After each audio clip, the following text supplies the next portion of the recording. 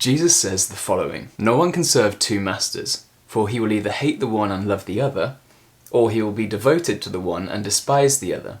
You cannot serve God and mammon." That word mammon is a Semitic word that encompasses money, but basically it just means material wealth. Jesus had none of that whatsoever. In fact, the only things he seems to have owned were the clothes he wore. So, does that mean we should sell everything we have and become homeless, much like Jesus was?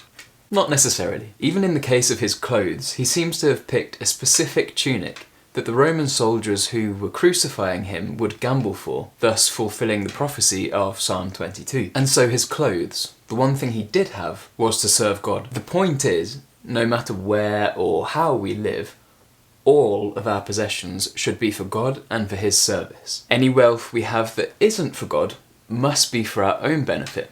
And as Jesus said, we cannot serve God and our own material ambitions. In Acts chapter 4, verse 34 and 35, the early believers clearly show this. "There was not a needy person among them, for as many who were owners of lands or houses sold them, and brought the proceeds of what was sold and laid it at the apostles' feet, and it was distributed to each as any had need." Now, using our wealth for God means not letting our left hand know what our right hand is doing. That is, giving secretly, not showcasing how wonderful we are. That means it's not for me or anyone to judge what you have and what you may or may not be doing with it in service of God. But let's all remember that, as God says to Samuel when Samuel anoints King David, "The Lord sees not as man sees.